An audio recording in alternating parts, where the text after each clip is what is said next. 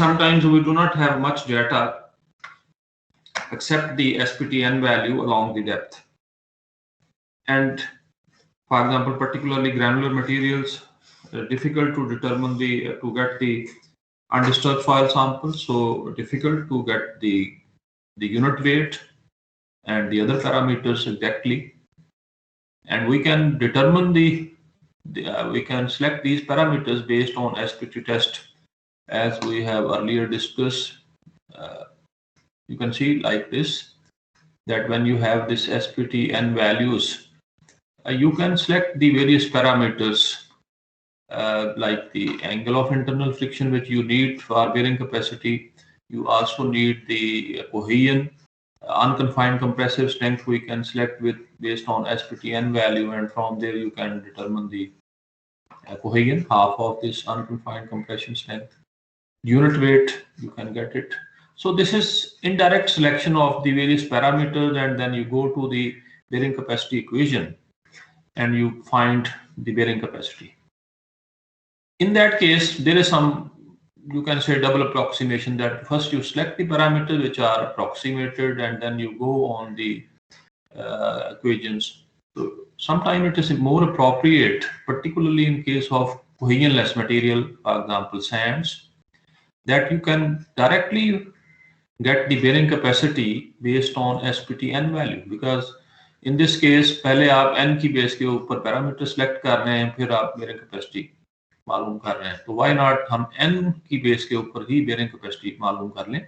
And this approach is very, you can say, popular in case of granular material, particularly sand and silt, because in this case the value of SPTN is very reliable.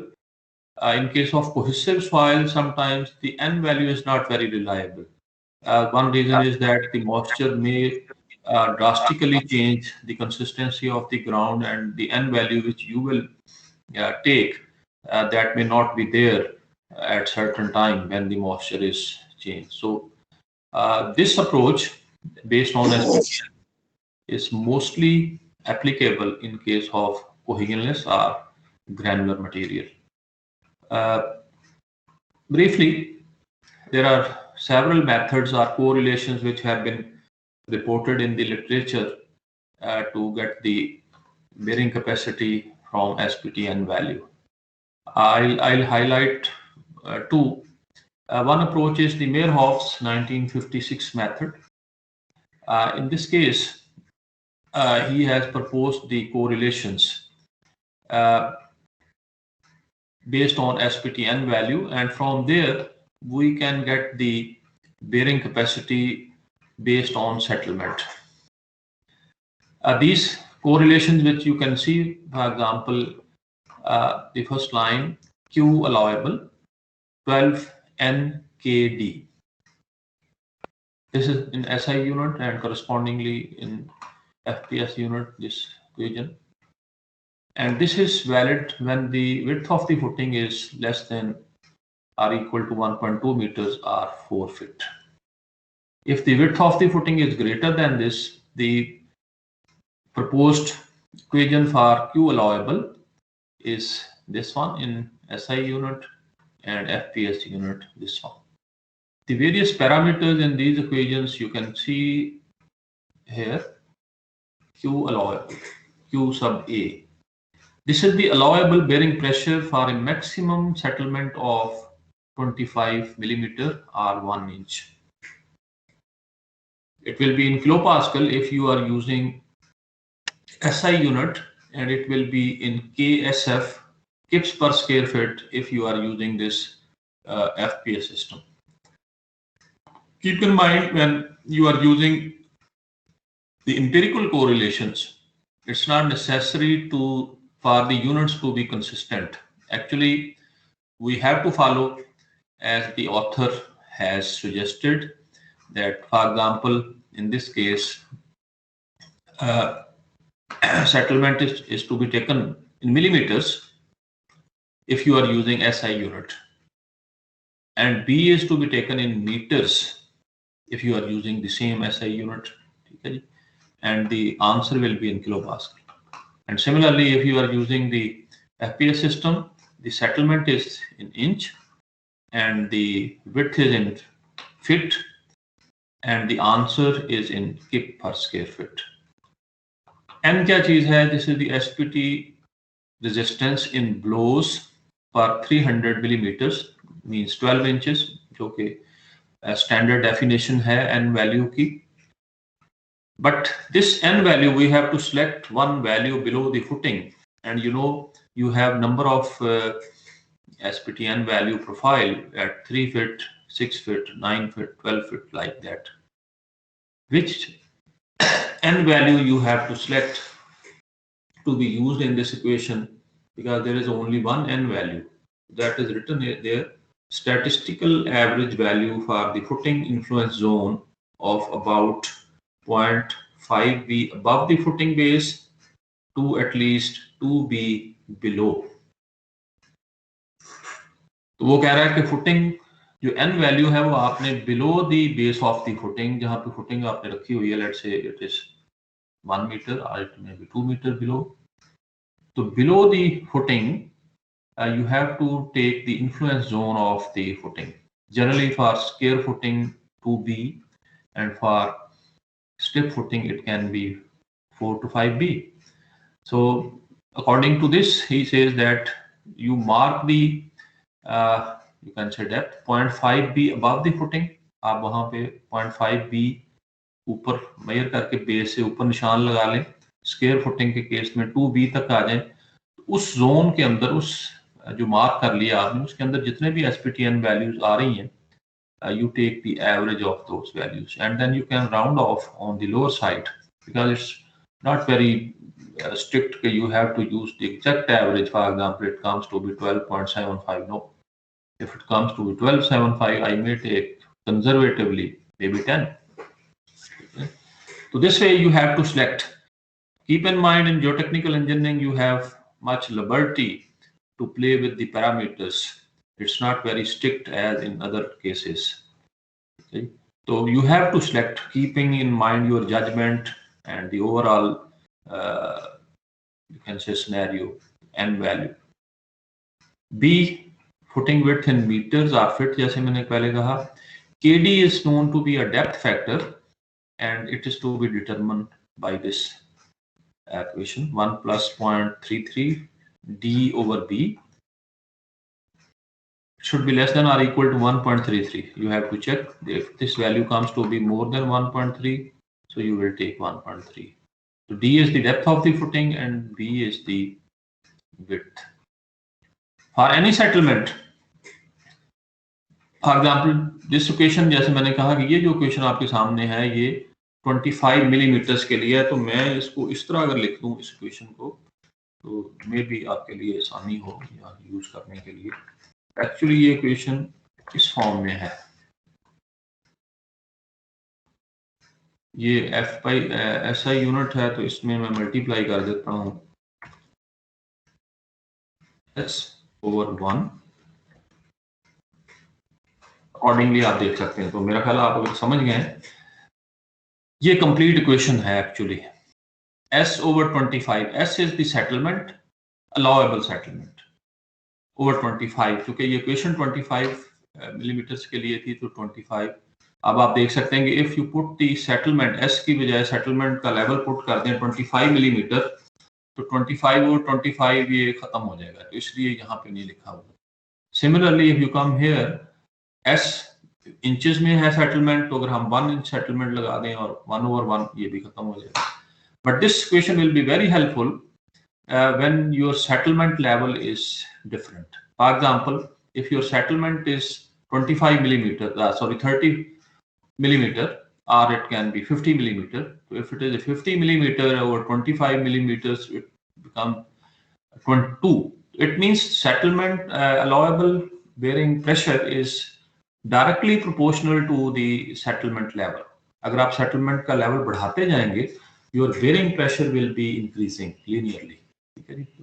Based on this equation, I would say कि आपको इस form में लिखें. इसका एक ये भी फायदा होगा आपके लिए, आगे शायद इसमें दिया भी है कि if the allowable bearing pressure is given, QA is defined and you are required to find the settlement, इस प्रेशर के अंदर सेटलमेंट कितनी होगी, तो आप इस यहां से मालूम कर सकते हैं। Is this point clear?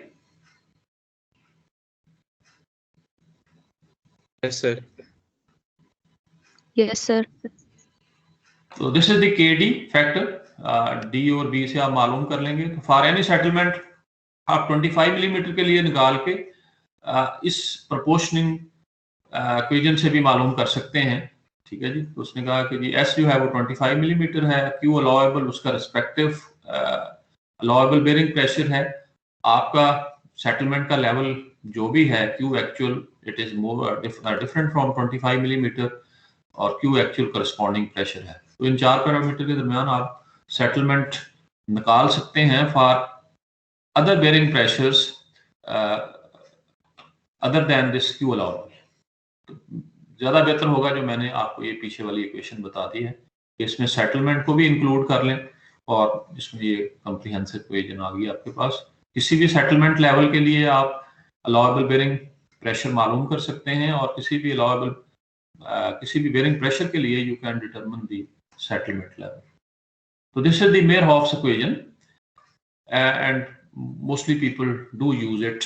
आप देख सकते हैं कि उसी इक्वेशन को उसने ये चेंज कर दिया है फॉर सेटलमेंट, कि अगर आपने सेटलमेंट मालूम करनी है तो Q2/N, ये वही इक्वेशन है जो मैंने पीछे आपको बताई है कि S को अगर आप लेफ्ट साइड पे ले जाएं तो इक्वेशन की ये शक्ल बन जानी चाहिए। ओके, दिस ये जो इससे हम बेरिंग प्रेशर निकालेंगे, जैसे मैंने आप देख रहे हैं कि ये जो बेरिंग प्रेशर है this is based on the settlement level. 25 millimetre settlement के लिए ये अलाउएबल है। You may ask or question may come in your mind whether the bearing capacity with respect to shear वो क्या होगी, वो हमने क्यों नहीं मालूम की। उसके लिए भी आगे इक्वेशन हम कर सकते हैं एज ए एकेडमिक पर्पस के लिए, बट प्रैक्टिकली मैं अगर आपको बताऊं, आपने देख लिया होगा पिछले केसेस में सॉल्व करके। As I said, this type of approach is applicable for cohesionless soil, means for which there is a phi value and C is 0.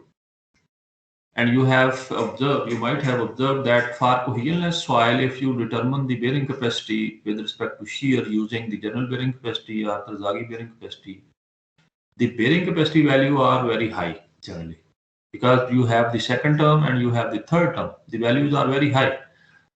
And if you determine the bearing pressure with respect to certain level of settlement, you may check that always the bearing capacity from shear based equations are generally higher.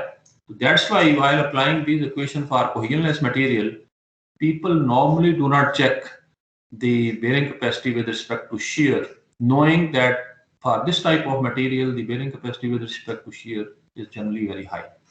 So that is one reason, but you may check there is this equation, a head, which we can use to check the bearing capacity with respect to shear. But anyway, this equation is only for settlement based equation.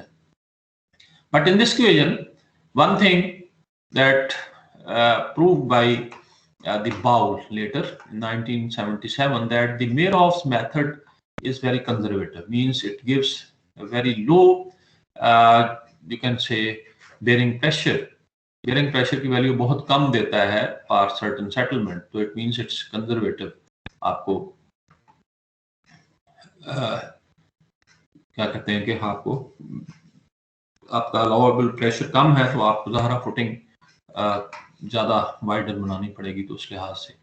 तो इस case में bowls जो है उसने जो bearing pressure है, allowable bearing pressure है, उसको 50% इंक्रीज कर दिया, ठीक है जी। अगर आप देखें पिछले केस में, पहला ही मैं ले लेता हूँ, 12 है NKD, तो बाउल्स ने उसी इक्वेशन को कर दिया 20 NKD, ठीक है। तो इट्स रफली 50%, थोड़ा राउंड ऑफ किया है 50 से 60%, तो उसने ये फैक्टर बढ़ा दिया है, ठीक है। जब एग्जैक्टली 50 की बात करें तो 18 बनता है, ठीक है। तो 50% उसने इंक्रीज कर दिया बेस्ड ऑन द ऑब्जर्वेशन के वो जो प्रेशर मालूम कर रहे हैं आप उस इक्वेशन से, मेयर-हॉफ से, they are very you can say on the lower side. तो उसने मॉडिफाई किया है, जस्ट उसी इक्वेशन को पैटर्न वही है, but he has increase this factor 12 से, और इसी तरह से पिछले केस में ये फैक्टर था 8, उसको 12 कर दिया, तो मीन 50% इंक्रीज कर दिया। इसी तरह से इस केस में भी आप इन इक्वेशन के साथ S/20 फॉर SI यूनिट और for FPS unit 1/, you can से 25 लगा सकते हैं, जैसे मैंने इस केस में लिखा हुआ है, आप देख रहे हैं S/25, S/1, सॉरी ये 1 होना चाहिए। FPS सिस्टम में जो अलाउएबल सेटलमेंट है वो 1 इंच है। तो generally mostly people use this equation, but anyway it's up to you. Sometimes the values are very coming high and we are not very comfortable, so still we can decrease this value by 50%, or you go back to the Meyerhof equation. इसी तरह से इसी equations को settlement base करने के लिए आपने S को, जैसे मैंने ये S लिख दिया, तो आप S को इधर ले आए और आप देख सकते हैं कि इक्वेशन की यही शक्ल बननी चाहिए जो यहाँ पे लिखी हुई है। तो ये दोनों इक्वेशंस जो हैं, the Meyerhof and the Bowles, these are the for settlement of 25 millimetre. आप any settlement which you specify, आप उसको चेंज कर सकते हैं। जैसे अभी मैंने बात किया कि इस तरह की अप्रोच को as a just academic student level के ऊपर तो आपको सारी फॉर्मेलिटी फुलफिल करके आगे जाना है, कि आपको बेस्ड ऑन शेयर भी चेक करनी चाहिए और बेस्ड ऑन सेटलमेंट भी बेरिंग प्रेशर चेक करना चाहिए, और उनमें से जो मिनिमम होगा that will be known as Q allowable. तो there is one relation proposed by Teng based on shear failure, कि उसने ये ultimate bearing capacity based on shear failure जो है based on SPTN value propose की हुई है। इसमें आप देख सकते हैं 3BN², B is the width of the footing, N is the SPTN value, और वो उसी तरह ही लेंगे हम कि जो उसका इन्फ्लुएंस जोन है उसके अंदर जो SPTN की वेरिएशन है उसकी आप एवरेज कर सकते हैं। RW डैश और RW, these are the water table reduction factor। Ground water table की वजह से आपको पता है कि बेरिंग कैपेसिटी जो है वो कम हो जाती है, तो ये फैक्टर आप आगे फिगर है, you will determine from there and you can multiply here. तो इस इक्वेशन में आप देख सकते हैं N है जो कि सॉइल का पैरामीटर है, D stands for depth of the footing and B stands for the width of the footing, and RW dash and RW are the reduction factor, जो आगे मैं आपको दिखाता हूँ। ये अल्टीमेट है।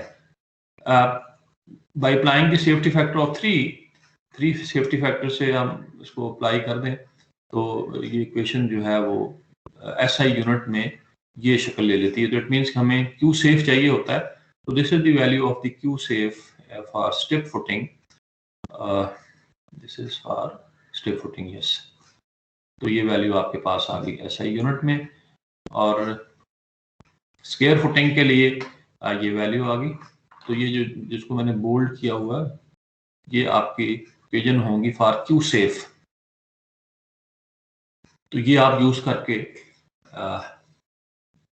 Q सेफ मालूम कर सकते हैं, और जो पीछे मैं आपको इक्वेशन दिखा रहा था actually it is QSP settlement based pressure, और अगर आपके पास सेटलमेंट का लेवल है तो आपके पास, तो उन दोनों में से जो वैल्यू कम होगी उसको हम डिटरमिन कर लेंगे।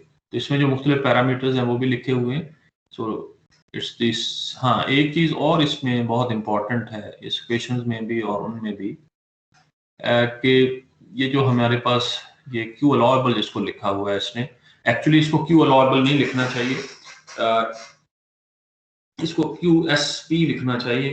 अलाउएबल इस अजम्पशन पे लिख दिया है कि ये प्रेशर जो है वो लेसर होगा from the shear based pressure. shear based bearing capacity जो है, अगर हम ये जूम कर लेंगे, ये प्रेशर उससे कम होगा तो तब उसने Q अलाउएबल लिख दिया, जो कि जैसे मैंने कहा कि for granular materials it's obvious generally कि वो कम होता है तो इसलिए लिख देते। बट एक चीज जो मैं इधर बताने जा रहा था कि ये जो प्रेशर यहाँ पे आएगा ये हमेशा नेट प्रेशर होगा। फॉर एग्जाम्पल आपने फुटिंग 3 मीटर नीचे रखी हुई है, तो ये जो प्रेशर आएगा Q, जिसकी Q अलाउएबल लिखा हुआ है, तो तो actually this is Q allowable net, means कि आपके पास नेट इतना प्रेशर आप फुटिंग के ऊपर अप्लाई कर सकते हैं। इसमें हमारे पास जो वी अज्यूम कि ऊपर से फुटिंग जो है वो फिल्ड है और इतना प्रेशर आप एक्स्ट्रा लगा सकते हैं, जो मैंने लास्ट टाइम आपको एक्सप्लेन किया था। But in case of the basement case, कि अगर आपका बेसमेंट केस है और ऊपर से आपने एक्सकवेट करके इट विल रिमेन एम्प्टी, तो उसी तरह से ये जो प्रेशर आपके पास आएगा प्लस इसमें गामा डीएफ कर देंगे, जितना आपका अनफिल्ड पार्ट रह गया वो आप ऐड कर देंगे उसमें। तो इसका मतलब ये जो based on an value pressure हम मालूम कर रहे हैं, ये नेट प्रेशर है। इसी तरह से जो ये टैंक की इक्वेशन है उसमें भी वो आगे नीचे देखें, ये एक्चुअली QNS है, नेट है। नेट से bearing capacity with respect to shear alone for safety factor of 3 in FPS system और किलो पास्कल। विड्थ उसी तरह से फिट और मीटर्स में है, n मैंने पहले बता दिया। D is the footing depth in fit and depth. If depth of the footing is greater than B, use is equal to D is equal to B, means कि ये equation जो है वो एप्लीकेबल है for depth equal to or lesser than B of the width। अगर आपकी width depth आपकी footing width से नीचे है तो वो कह रहा है कि आप D को B के बराबर रिस्ट्रिक्ट कर लें in use while using in this equation. इन सारी इक्वेशन में आपने देखा RW और RW डैश लगा हुआ, these are the reduction factor for ground water table. तो वो आप इस तरह से मालूम कर सकते हैं। यू कैन सी कि ये DF है फुटिंग डेप्थ, B जो हमारी वही फिलॉसफी है कि B विड्थ तक जो है वो below the footing base it will influence. ठीक है जी। ग्राउंड वाटर टेबल D सब A बेस से ऊपर कितना है और बेस से नीचे कितना है, it is indicated by D सब A और D सब B। तो अगर आपके पास ये पता है, for example if the water table is exactly at the footing base, तो DA भी 0 होगा और DB भी 0 होगा। ठीक है जी। तो उस सूरत में आपके पास RW DA 0 हो गया और GB भी 0 हो गया, तो आपका फैक्टर जो है वो 0.5 आ जाएगा।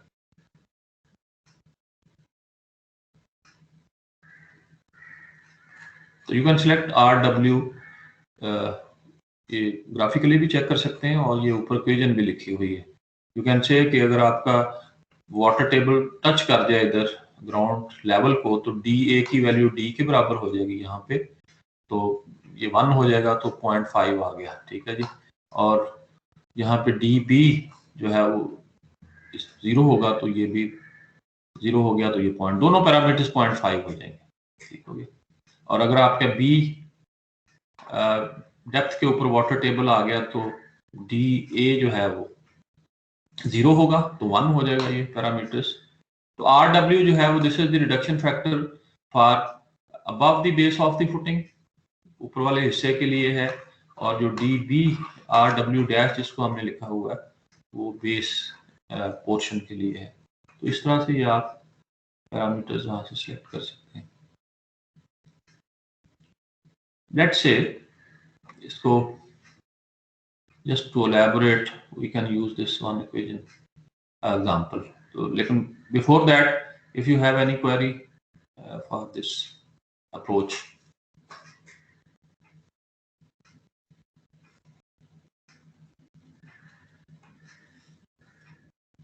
कोई इसमें प्रॉब्लम तो नहीं?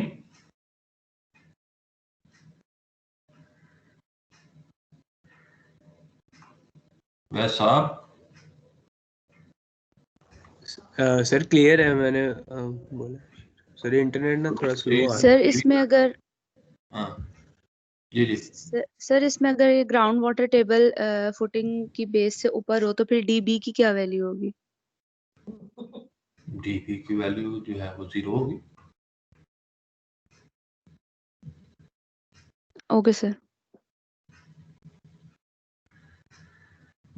Late me check. आप कह रही हैं कि अगर ग्राउंड वाटर टेबल से बेस से ऊपर होगी फुटिंग, तो फैक्टर एक्चुअली हमारा जो नीचे है वो हाफ हो जाना चाहिए। हाँ, तो हाफ हो जाएगा ना, ये मैं इसको 0 ले लूंगा। इधर राइट साइड वाली फिगर को देखें ना, फार्मूला लिखा हुआ है, when the dB will be 0, तो ये फैक्टर 0 हो जाएगा, तो RW डैश 0.5 आ जाएगा। ठीक है ना, मींस कि बेयरिंग कैपेसिटी ठीक है। थर्ड पार्ट के लिए हाफ हो जानी चाहिए। पीछे वाली जो आपने, ये वही चीज है ऑलमोस्ट। और जब आपकी ठीक। वैल्यू dB की इक्वल टू B हो जाएगी नीचे, तो ये पार्ट B हो जाएगा, तो ये 1 हो गया, तो RW 1 के ऊपर चला जाएगा। सर फिर अगर वो नीचे होगा ग्राउंड वाटर टेबल, तो फिर हम DB की वैल्यू लेंगे और DA 0 हो जाएगा। जी, DA 0 हो जाएगा ना। अब देखें ना, यहां से मेजर कर रहे हैं, ये आप दोनों DA और DB की जो रेफरेंस पॉइंट है ना, फुटिंग का बेस है मेजर करने के लिए। ठीक है। जब DA 0 ओके हो सर। जाएगा तो लेफ्ट साइड पे देखें, फैक्टर को 1 हो जाना चाहिए ना, ऊपर वाला पार्ट। तो अब वो अनसैचुरेटेड है, तो वो फैक्टर 1 हो जाएगा। और अगर दरमियान में होगा तो जितना प्रोपोर्शनली उसको रिड्यूस होना है, वो आप एक्चुअल वैल्यू यहाँ पुट करके तो मालूम कर लेंगे। वो लीनियर चेंज हो रहा है, ये आप देख रहे हैं, स्केच से भी देख रहे हैं। ठीक है। Okay, let's see one example. Average n value between depth 1 and 4 meters is 8 rows। 1 metre से लेकर 4 मीटर्स तक वो कह रहा है कि जो एवरेज है वो 8 है, उसने डायरेक्टली दे दी हुई है। अगर उसकी वेरिएशन जैसे आपके पास प्रोफाइल है होगा तो आप मालूम कर सकते थे। Footing is to be placed at a depth of 1.6 metre below the ground level. ये डेप्थ बताई हुई है। फॉर स्केयर फुटिंग, फुटिंग का टाइप जो है वो स्केयर है, and for which the settlement level should be equal to or 20 less than or equal to 25 millimeters. Find allowable bearing capacity for width ranging from 1 meters to 7 meters, assuming the water table to be below 2B. Suggest the footing size for load of 100 kilonewton. ये एक problem है जो कि आपके बिल्कुल, आप जो आपको एक असाइनमेंट दी हुई है ना, वो इस तरह ही आपको करना पड़ेगा कि when you are dealing with the geotechnical investigation, actually you do not know what will be the value of P actually। हमें पता नहीं होता कि फुटिंग की जो विड्थ है वो कितनी होगी। हम अज्यूम करते हैं फुटिंग विड्थ टेंटेटिवली। आपको पता है कि जब भी हमको फुटिंग प्लेस करते हैं तो 2.5 से 3 फीट होती है उसकी मिनिमम विड्थ है, ये हम इसको मिनिमम विड्थ कहते हैं, 2.5 फीट। अगर आपने जनरल कंस्ट्रक्शन भी देखी है तो नीचे से जब शुरू करते हैं फुटिंग का बेस, तो वो तकरीबन 2.5 फीट 3 फीट होती है। ठीक है, 1 metre is known to be minimum width of the footing। तो पहला ट्रायल आपका 1 मीटर से शुरू होगा, 1 मीटर, 2 मीटर, 3 मीटर, 4 मीटर तक हो सकती है, depending upon how much load is coming on your column और ऑन योर फुटिंग। तो लिहाजा while you are dealing with the geotechnical investigation, bearing capacity हमेशा हम बेयरिंग कैपेसिटी कर्व की फॉर्म में देते हैं। ठीक है जी, कि अगर आपकी बेयरिंग कैपेसिटी विड्थ 1 मीटर हो तो बेयरिंग कैपेसिटी कितनी होगी, 2 मीटर हो तो कितनी होगी, 3 मीटर हो तो कितनी होगी, 4 मीटर कितनी होगी। तो लाइकली से आप समझते हैं कि 3 से 4 मीटर तक विड्थ जा सकती है। तो मैं क्या करूंगा, 1 मीटर मिनिमम लेते हुए 4 मीटर तक, हर मीटर के ऊपर आपने बेयरिंग कैपेसिटी मालूम कर ली, और then you can draw the bearing capacity, you can say curve taking on the vertical axis the Q allowable and on horizontal axis the width of the footing। वो आप एक कर्व प्लॉट कर देते हैं, और उस कर्व से फिर आप when later on when you are designing the footing sizes, तो आप वहां से उस कर्व से सिलेक्ट कर लेते हैं कि अगर आपकी फुटिंग की विड्थ इतनी हो तो what will be the allowable bearing capacity. तो उसी चीज को विजुअलाइज करने के लिए यहाँ से ये बताया गया है कि bearing capacity for width ranging from 1 metre to 7 metre.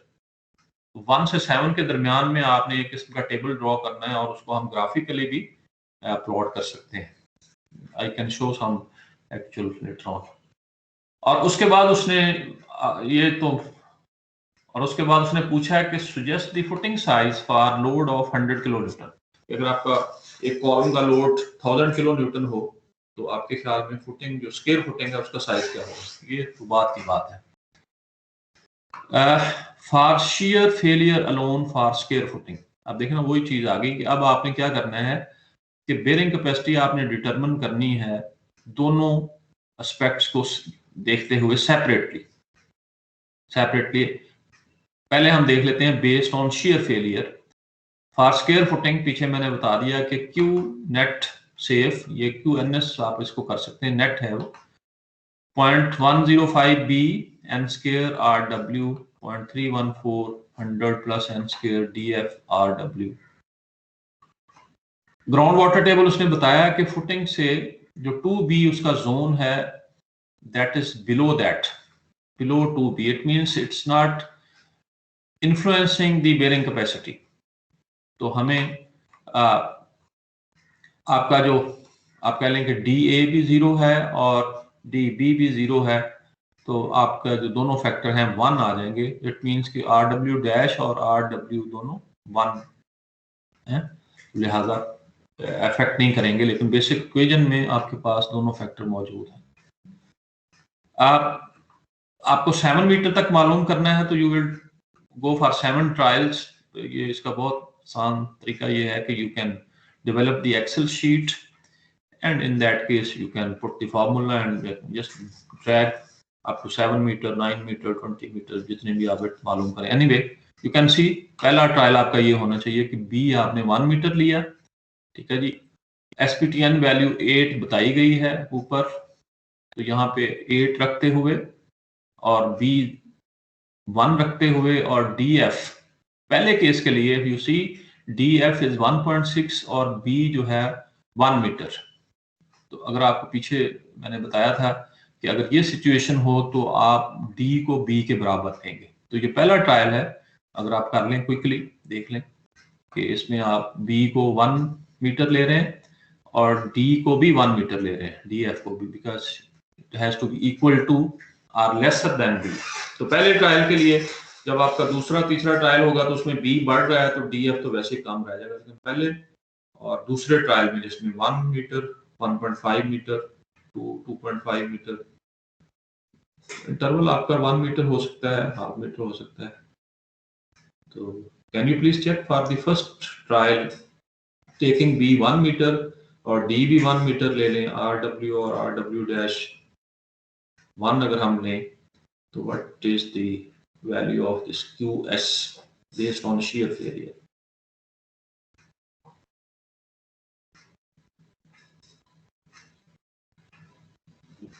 Yes sir यही आता है 58.2। 58 आता है, ठीक हो गया। तो ये आपने सारे फॉर डिफरेंट B आपने ये प्रेशर मालूम कर लिए, ठीक है। तो ये बेस्ड ऑन shear फेलियर आपकी बेयरिंग कैपेसिटी आ गई। No come with for settlement level is 25 millimetre. दो इक्वेशंस हैं फॉर्म कि अगर आपकी B की वैल्यू जो है 1.2 से या 4 फीट से नीचे है, लेसर देन है, तो यू विल यूज 20 NKD, ठीक है जी। 20 N is 8 1 plus 0.33 DF over B, KD की वैल्यू है ये वाली, ठीक है जी। पहले ट्रायल के लिए again DF will be taken as 1, तो इसको चेक कर लें, आप देख सकते हैं N is 8 160 1 plus 0.33 ये 1.3 आ गया, D और B को उसने 1 ले लिया ना, DF 1 B 1 213। So this is the pressure based on settlement। इसके ऊपर भी उसने जो डैश लगाया वो दैट इंडिकेट्स कि ये नेट प्रेशर है, net.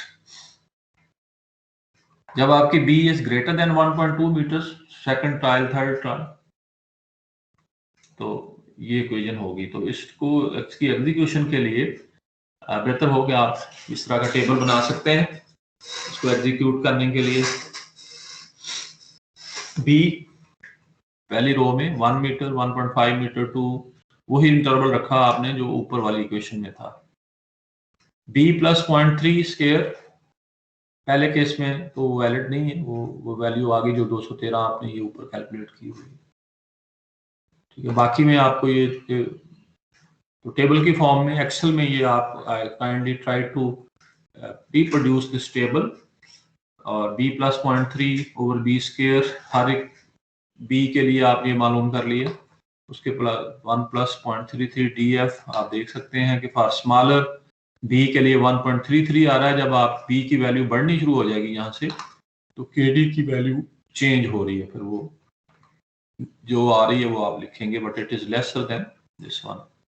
q net settlement base pressure 213 this. तो आपके पास दो अब प्रेशर्स आ गए based on 25 millimetre settlement pressure है जो वो ये रो है, ये वाली, ठीक है जी। और ऊपर अगर आप देखें तो this is for shear failure, उसने शायद नीचे रिप्रोड्यूस भी कर दी है, ओके, ठीक है जी। shear फेलियर कंट्रोल्स, अब ये लास्ट जो रो है this is the minimum pressure for each width of the footing. For example 1 metres के लिए सेटलमेंट बेस 213 है और जो shear बेस है वो 58, ठीक है जी। तो ये सारी वैल्यूज जो हैं वो ये आप देख सकते हैं। यहां तक ये shear बेस्ड वैल्यूज हैं चूंकि ये लेसर हैं, और उसने ऊपर लिखा हुआ है कि ये shear फेलियर कंट्रोल्स आपको दिस वन और सेटलमेंट कंट्रोल्स फ्रॉम हियर। उसके बाद ये वैल्यू ज्यादा आ रही हैं और ये, तो जनरली जब एसपीटी एन की वैल्यू आप यहाँ से ये भी नतीजा निकाल सकते हैं कि when the soil is in loose state, if you keep in mind, आपको थोड़ा ध्यान में रखना चाहिए कि लूज का मतलब ये है कि आपकी एसपीटी एन वैल्यू जो है वो 10 से कम होगी। तो अगर आपकी 10 से कम होंगी तो shear फेलियर को भी चेक करना जरूरी है कि उस केस में for smaller b shear based bearing capacity की वैल्यू कम आ सकती है। But generally if the SPTN values 10 से ज्यादा हैं या मीडियम डेंस कंडीशंस हैं तो ये सूरत हाल आ जाएगी, ठीक है। तो इसको आप चाहें तो आप प्लॉट कर सकते हैं ये बी विड्थ देते हुए और क्यू अलाउएबल आप देख सकते हैं यहाँ पे लास्ट रो में no it is written as q allowable. तो q allowable is that pressure which is the minimum of the two, the settlement, ये नेट है सेटलमेंट का और ऊपर था shear बेस का, तो ये क्यू अलाउएबल है। Now you plot this pressure on vertical axis and B ये वाली, तो 1 से 7 तक और 1 से 7 तक ये क्यू अलाउएबल है। तो आपने ये एक बेयरिंग कैपेसिटी कर्व प्लॉट कर सकते हैं फॉर DF 1.6 मीटर। अब आप जब बेयरिंग कैपेसिटी कर्व्स जनरेट करेंगे अपनी रिपोर्ट जो आपको प्रोजेक्ट भी दिया हुआ है, तो अब मुझे ये भी नहीं पता इस वक्त कि क्लाइंट ने जो डेप्थ है वो 1.6 मीटर ही रखनी है। हो सकता है वो बाद में कहे नहीं मैंने तो डेप्थ जो है वो 1 मीटर रखनी है या 1.5 मीटर रखनी है, या कुछ फुटिंग जो है वो 1 मीटर पे आएंगी, कुछ नीचे चली जाएंगी, हो सकता है बिल्कुल। तो ये हमें कम्प्रीहेंसिव फॉर्म में बेयरिंग कैपेसिटी नॉर्मली देनी पड़ती है इन the form of bearing capacity curve. तो ये बेयरिंग कैपेसिटी कर्व एक कर्व बन जाएगी आप हॉरिजॉन्टल एक्सिस पे बी लेते हुए और वर्टिकल एक्सिस के ऊपर क्यू अलाउएबल लेने, तो ये लाइन आपके पास एक आ जाएगी जो कि स्मॉलर बी से लार्जर बी की तरफ राइज करेगी, ठीक है ना। और ये DF 1.6 है। अब मैं इस तरह की एक और कर्व जनरेट कर सकता हूं जिसमें मैं DF 1 मीटर रख लेता हूं और यही चीज बना लेता हूं। वो DF कम होगी तो ये बेयरिंग कैपेसिटी कम आएगी, वो कर्व उससे नीचे आ जाएगी। हो सकता है मुझे एक DF 2 के लिए भी चाहिए होगी तो वो एक और आ जाएगी। तो जनरली मे भी 3 डेप्थ के लिए मैं बेयरिंग कैपेसिटी कर्व्स दे दूंगा, 1 मीटर के लिए, 1.5 मीटर के लिए, 2 मीटर्स के लिए, ठीक है। तो later on while you are proportioning the footings, no you have all type of the bearing capacity values for any B and for any D। तो ये नॉर्मली हमें जब आपने रिपोर्ट फर्निश करनी होती है तो बेयरिंग कैपेसिटी की एक वैल्यू नहीं देते हम। Bearing capacity are reported in the form of bearing capacity curves covering the tentative or the possible range of width and covering the possible range of depth of the footing. वो आप client से बात करके भी हमें पता चल जाता है कि आपकी जो डेवलपमेंट है, जो बिल्डिंग है, वो कितने स्टोरी है, उसमें रैफ्ट आनी है, उसमें स्प्रेड फुटिंग आनी है, स्प्रेड, तो वो जनरली बताया जाता है। अब आप जो लास्ट पार्ट था उसने कहा है कि अब आप बताएं कि what should be the value of the square footing का साइज क्या होगा इफ यूर फुटिंग का प्रेशर, फुटिंग का लोड जो है वो दैट इज 1000 किलो न्यूटन है, ठीक है जी। तो वो आप हेड एंड ट्रायल से कर सकते हैं, आप देख सकते हैं। लेट्स से आपका पहला ट्रायल ये हो सकता था कि we take 3x3 metre footing for example. अगर आप 3x3 फुटिंग लेंगे तो स्क्वायर जो फुटिंग का एरिया होगा वो 9 स्क्वायर मीटर हो जाएगा। तो 9 स्क्वायर मीटर होने के बाद आप Q ओवर A चेक कर लें और वो प्रेशर जो है वो 97 या 98 आता है। तो आप अपनी कर्व से जाके देखेंगे वो जो प्रेशर है उसके करस्पॉन्डिंग जो B है क्या वो मैच करती है जो आपने सेलेक्ट की हुई है वैल्यू, ठीक है जी। तो ये 2-3 ट्रायल करके आप देख सकते हैं। फॉर एग्जांपल उसने कहा कि आप 3.2 मीटर्स की फुटिंग लें, तो उसके लिए 3.2 फुटिंग जो है वो 97 किलो पास्कल प्रेशर आता है उससे। तो उसने कहा कि ये जो प्रेशर है इज लेसर देन 104। ये आपके पास अगर कर्व हो ना तो उससे ज्यादा पता चल सकेगा कि 3.2 मीटर्स कर्व के ऊपर आप B सिलेक्ट करें और लेफ्ट साइड पे जाके प्रेशर चेक कर लें Q लॉबल कितना होगा और उसको कंपेयर करें। Actually this is 97.7 is the bearing pressure. अगर आप इस साइज की फुटिंग यूज करेंगे तो it will generate footing pressure of 97.7। उसके अगेंस्ट जो आपके पास बेयरिंग कैपेसिटी मौजूद है वो 104 है। तो आपने कह दिया ये ठीक है। तो इस तरह से आप बेयरिंग कैपेसिटी कर्व से फुटिंग को प्रपोर्शन कर सकते हैं या कर लेते हैं। Is this okay please? Yes sir. ये सारी चीजें जो है ना ये आपने अपना जो मैंने आपको एक असाइनमेंट दी हुई है, you have to cover all these चीजें उसके ऊपर आएंगी। तो आप दूसरे लफ्जों में ये कह लें कि मैं उसी को ही हाईलाइट कर रहा हूँ।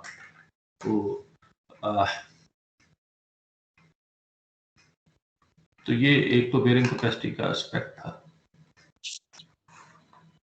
मैं इसको आप going to close.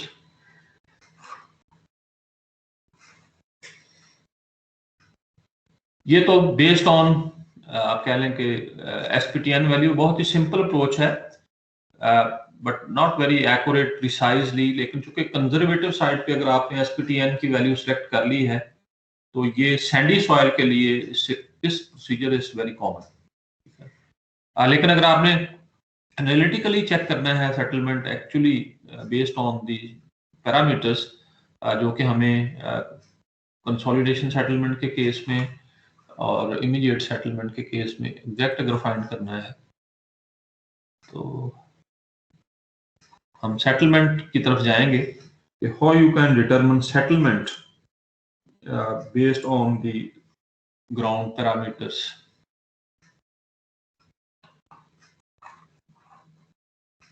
Let me share the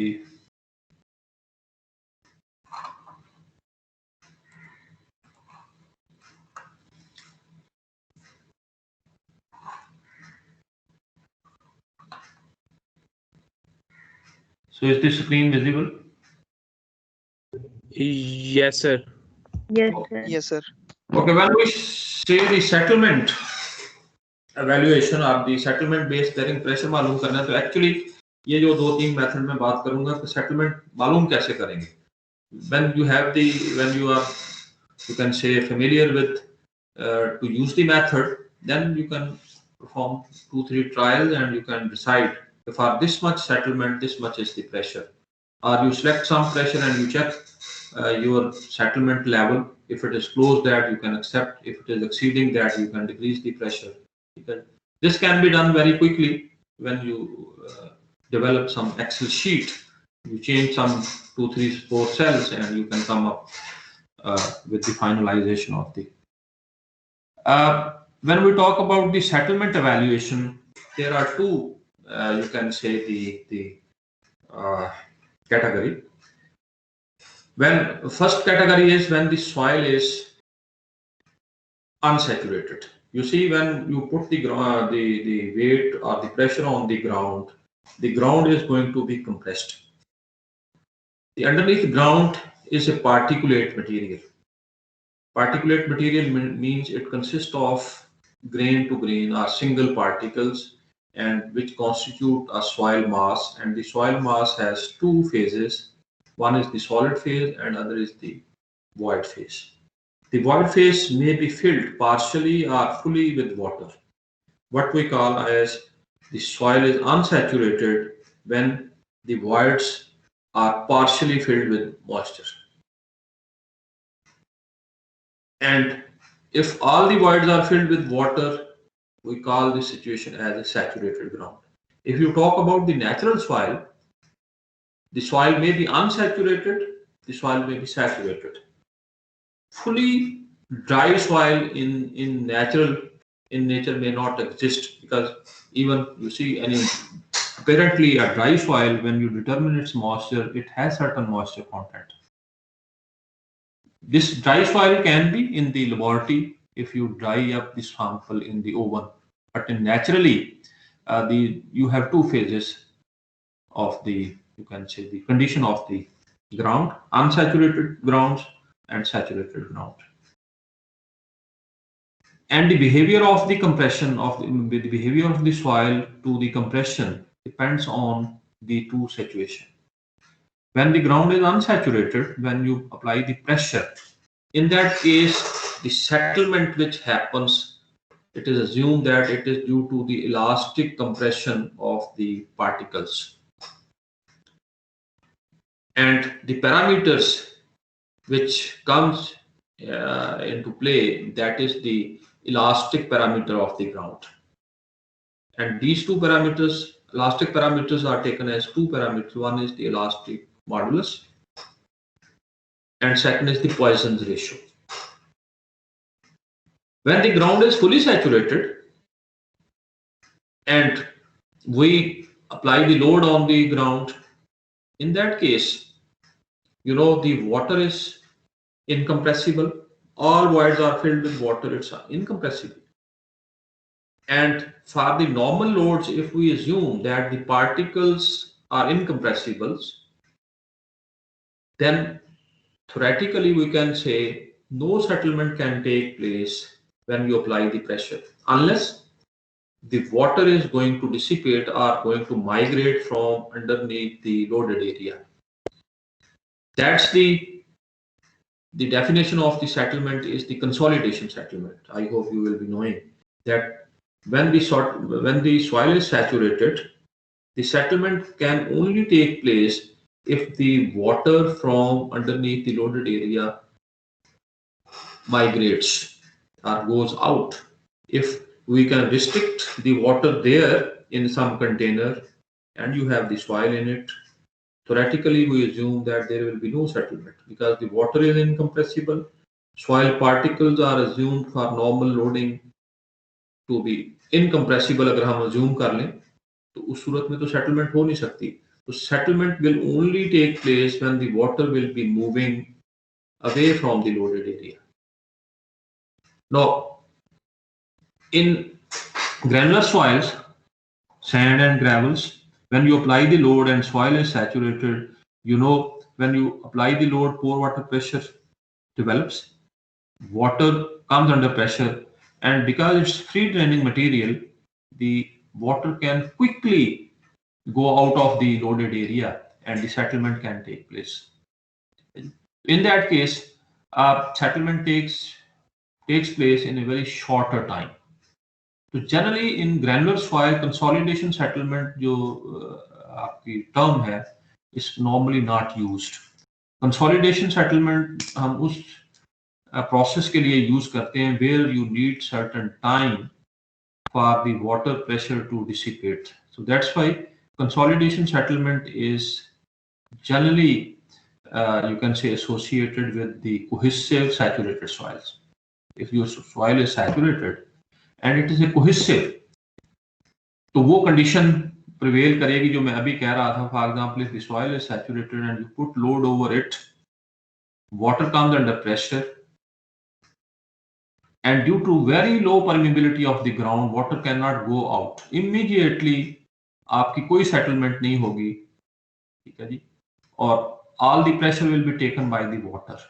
But as the time lapse, water starts moving away slowly, and settlement will start developing, and it will keep on developing. So it's time dependent. तो consolidation settlement की definition अगर आपने पढ़ी हुई है, तो that is the settlement which takes place due to the expulsion of water from the voids when you apply some pressure on the ground surface, and it will keep on happening till such time when all the excess pore water pressure is fully dissipated. And for cohesive soil, sometime it may take a very long time, months and years. It is, you can say, supposed. So this is a consolidation settlement. The point I want to highlight is that we have to consider whether we have to apply the consolidation settlement approach or the, you can say, elastic settlement approach. When the soil is saturated, theoretically, it should be consolidation settlement. But again, if it is a granular material, still we go for immediate settlement, because we assume that the water is going to dissipate very quickly during the course of load application. जैसे जैसे आप construction का load apply करेंगे, उसी duration में आपका पोर water pressure जो है वो डिसिपेट होता जा रहा है. तो सेटलमेंट जो अल्टीमेटली होगी वो इलास्टिक कंप्रेशन की वजह से. तो इट मीन्स के for granular soils generally we assume elastic settlement approach, and for cohesive soil we assume consolidation settlement. But for unsaturated cohesive soil, अगर आपकी soil unsaturated है और आपके ख्याल में वो unsaturated रहेगी, for example ground water table may be very deep, Lahore की बात करें तो it is more than maybe 80-70 feet, 100 feet. तो shallow foundation के लिए there is no chance कि water table इस level पे आ जाए. तो we can assume the soil unsaturated, और उसके लिए हम इलास्टिक अप्रोच अप्लाई कर सकते हैं. तो इलास्टिक सेटलमेंट और कंसोलिडेशन सेटलमेंट, ये दो कैटेगरी सेटलमेंट्स की हैं जो कि हम एवेल्युएट करना चाह रहे हैं. दोनों के प्रोसीजर्स, मेथडोलॉजी डिफरेंट है. तो will talk about the elastic settlement calculation and the consolidation settlement. तो first let's we talk about the elastic settlement. Cohesive soils के लिए इलास्टिक सेटलमेंट की बात करें तो one of the method which is normally used is the Janbu's and Bjerrum method. आपके सामने अगर नजर आ रहा है, आई होप.